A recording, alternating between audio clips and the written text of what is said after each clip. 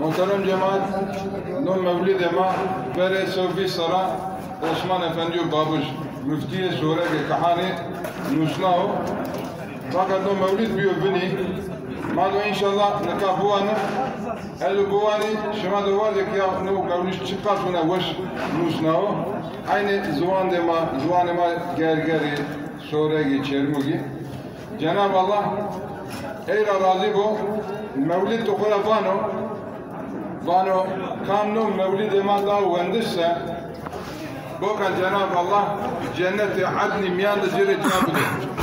Yani veyrine mevlid o duhakan beri Sofi Sara.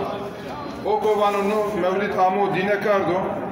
Cenab-ı Allah iracı razı bu. Eyci cenneti adni miyan bokan zire cabudu. En soyunca bici khobirane kardo. Vato kam kuno mevlidi yazı kardo nusnav Cenab-ı Allah cenneti adni miyancı eyleci cabudu. Allah Osman Efendi'ye babıcıra razı bu. Mekane cennet ve boka. Mare unacav mevlid edo veş nusnav. Mado izlika buanı. Mado eyleci daha bakın. Fına no mevlid yani bol dikkatimi amcano. Ju kısa esveke bano. Oko amon no mevlid piru pirba vece.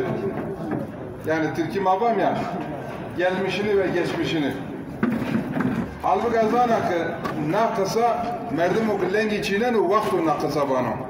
Ama Osman Efendi Allah Celle razı bu ardo nakısa kado mevlid miya bana kankuno mevlid da vendiş kanku amo ne goştare kardo bokan piru pirba vece Allah inan razı bu cay inan cennet bu.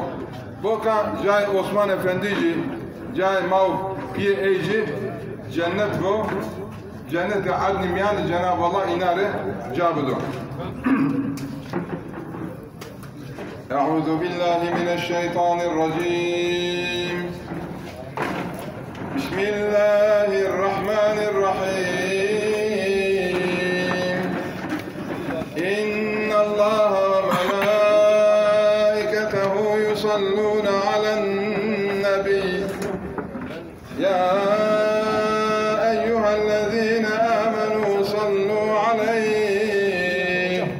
صلوا عليه وسلموا تسليما اللهم صل على